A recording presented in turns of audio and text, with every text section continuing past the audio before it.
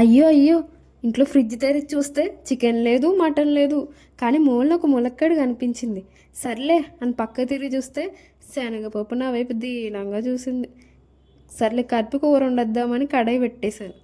కడాయిలోకి నూనె ఎంట్రీ ఇచ్చి, నేను లేకుండా వంట ఎలా చేస్తావు అయ్యారి అంటూ కోపంతో మరిగిపోతుంది.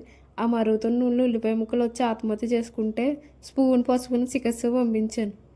తర్వాత ప్లేట్లో కనిపిస్తున్న ఈ సామాన్లు ఆ దృశ్యం చూసి మిక్సర్లో పేస్ట్ అయిపోయాయి. వెంటనే పచ్చిమిర్చిని పరామర్శ పంపించాను. అప్పుడే మన మూలక్కాడు హీరోగాడు గ్రాండ్ ఎంట్రీ ఇచ్చాడు. వెంటనే అసిస్టెంట్ అల్లం వెల్లి పేస్ట్ కూడా రంగంలోకి దిగింది.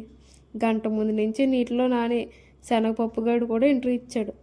చాలా శాఖలు ఉన్నాయి వీడికి అనుకున్నలోపు ఏరా తమ్ముళ్ళు వాటుడు వాట్ నాటుడు అంటూ టమాటాగాడు కూడా వచ్చేసాడు.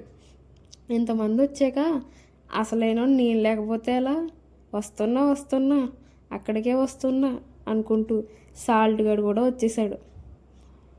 మీరంతా ఉంటే నేను కూడా వస్తా అంటూ కారంగాడు గారం చేసుకుంటా వచ్చాడు.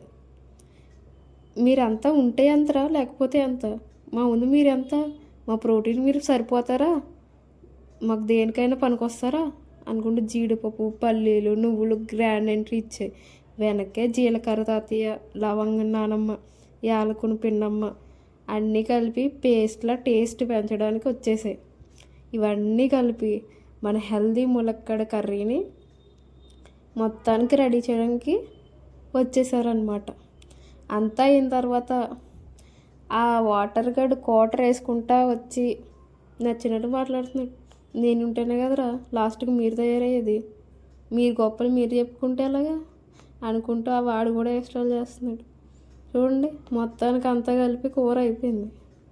ఈ కూర తింటే అండి మామూలు ప్రోటీన్ కాదు, మీకు ఎక్కడ దొరికిన ప్రోటీన్ పౌడర్ కూడా మూసుకొని పక్కకి వెళ్ళిపోతుంది. అంత ప్రోటీన్ ఉంటుంది కర్రీలో.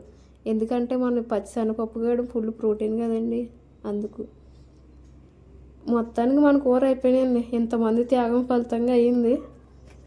తర్వాత మీకు నచ్చితే లైక్ సబ్స్క్రైబ్ చేయండి మన కూరగాయల కోసం. ఓకేనా? మళ్ళీ వీడియోలు చూస్తూ ఉండండి. బాయ్.